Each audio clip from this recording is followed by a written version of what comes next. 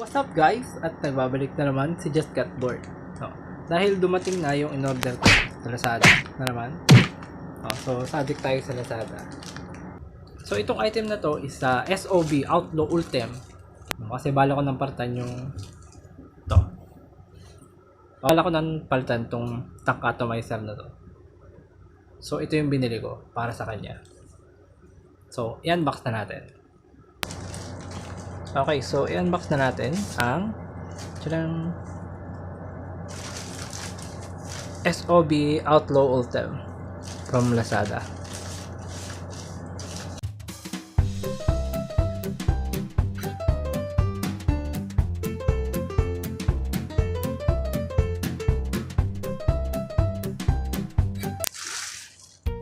So ito na siya.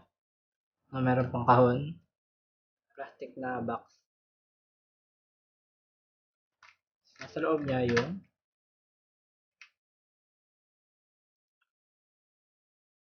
atomizer natin, guys. Eto na. Ano, ang ganda. Ano yun, glass siya. Glass colored. So, transparent. Yan. So, ito siya, guys. So, transparent yung kulay niya. Putang ina, ang lupit. Ang klase ng dating nito. Putang ina. Tapos, meron siyang kasamang O-rings. Tsaka yung mga screw. Replacement screw. Tsaka itong corkscrew niya. Corkscrew, putang ina. Corkscrew. Yung screwdriver niya.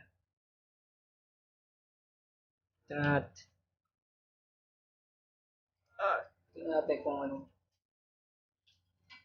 So, tingnan natin kung ano may itsura niya pag nilagay siya dito.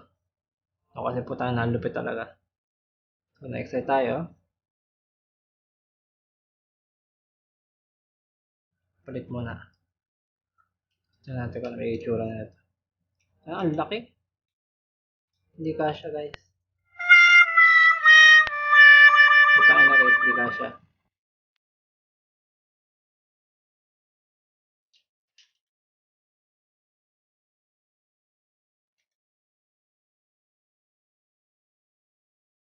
Oh no, hindi kasya. Kamali tayo ng bili. Ganda sana niya. Putang ina, hindi siya kasya. Okay, so that's my mistake, guys. So, hindi siya para dito. So, ang mangyayari ngayon, guys.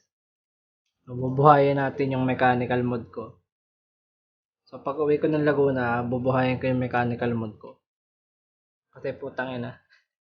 Hindi kasya. Pero putang ganda. Dual post. Dual post. Tapos it is made actually. So, yung mga dual post na yan. Perfectly built yan para sa mga dual coils. Mga dual coil build. Pang mechanical mode. So, bubuhayin ko yung mechanical mode ko pag uwi ko ng Laguna. Ang klase niya, putang ina, ang lupit. Ang ganda.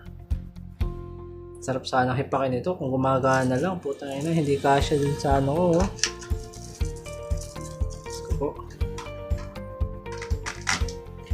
Diyos ko po. Diyos ko po.